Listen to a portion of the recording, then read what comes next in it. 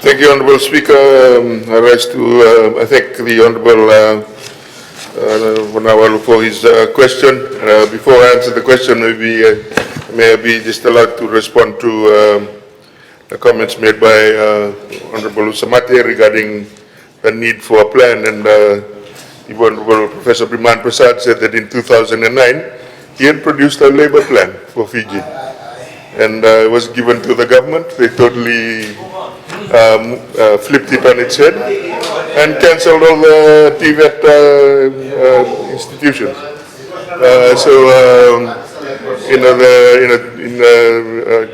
I think he's contradicting himself in his contribution. But anyway, Honourable Speaker, I'll be very brief, given that there's a lot of things to go through. But this Integrated Human Resource Development Program, or IHRDP, was a construct of the previous government. And I have to say, actually before that, from the year 2000, but the previous government continued it. And it's probably one of the more successful programs that the ministry has, and we will certainly continue to push it because, as we all agree, we need to really drive economic activity in our rural areas and really stimulate the rural economy. And what we are finding is through the IHRDP, we are accessing a lot of these rural communities and starting to see significant movement and positive change. What we also did, Honourable Speaker, was we increased the grant threshold of the grant to 150,000, and that as well has allowed us to do more in terms of the assistance. Just by way of context, in 2023-24, Ministry observed that we received over 39 applications with 2.7 million requests. But despite a budget of only 1 million, we managed to cover off 21 applications valued at about 1.5 million, which clearly shows that there is appetite for the IHRDP, and hopefully we will continue to grow the funds going forward to sort of assist the rural economy. What we've also discovered, Honourable Speaker, sir, that there is a potential to do more within peri-urban and also the urban economy. We've now started recalibrating the grant a bit, because in the urban economy there are pockets of areas, particularly housing areas, that don't have much economic activity, and so we are placing some focus as well there, encouraging cooperative type of ventures, and then trying to see how we can assist them as well. I toured the Western Division recently, Honourable Speaker, and it's wonderful to see some of the developments that are happening out in the division. One particular company called Mix Transfers and Tours is a young man from the Nandonga that's doing a tour business. He actually came to Fiji after the change of government and set up his business in Fiji. He's now running with about 50 employees, running across the Coral Coast and into Nandi, and servicing customers, doing tours. We assisted him with a new boat just recently on a 1/3, 2/3 basis, Honourable Speaker.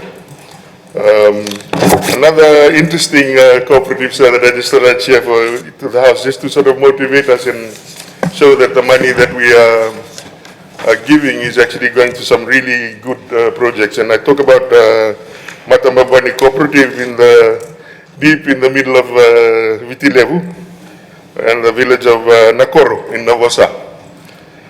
They're based about 2 to 3 hours out of Singotoka. In the previous government, they were given a solar farm. But through advice from the ministry, they decided to turn that into a business and a cooperative business. And because of what they saw and how that cooperative venture was working well, because it was working well, they then decided to, because they plant kava, they are very big planters of kava, they decided to form a cooperative for kava and invest in a packing house for their kava together with a pounding machine and implements. It was about 20,000 plus was the investment, Honorable Speaker.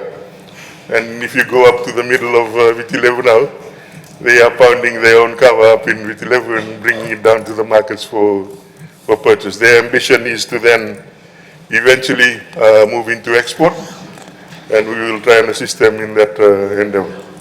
So these are the types of transformative things that are happening around the country. I'm sure the Honorable Minister for Agriculture can relate a few more. I also like to just talk about the Wailewu cane farmers cooperatives, which I met in the north just recently.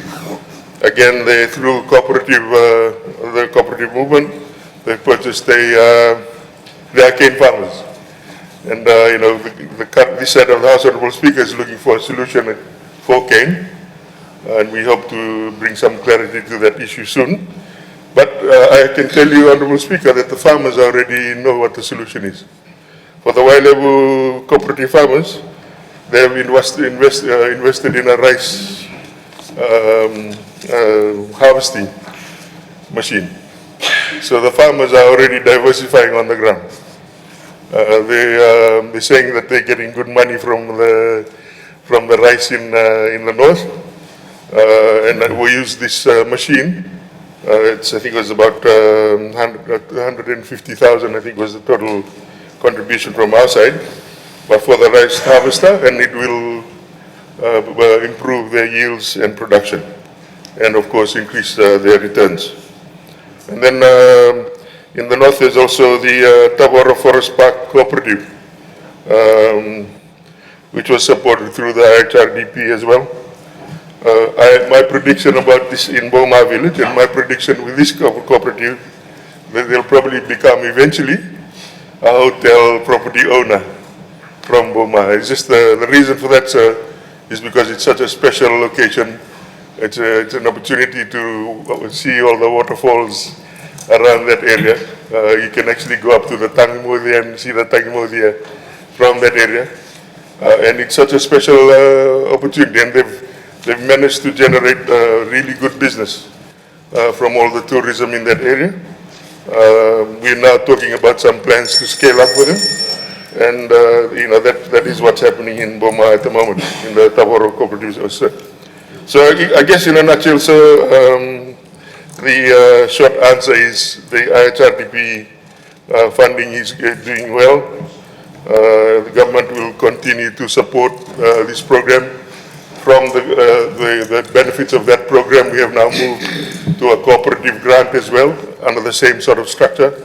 So this is the keenness to actually continue to stimulate the rural economy.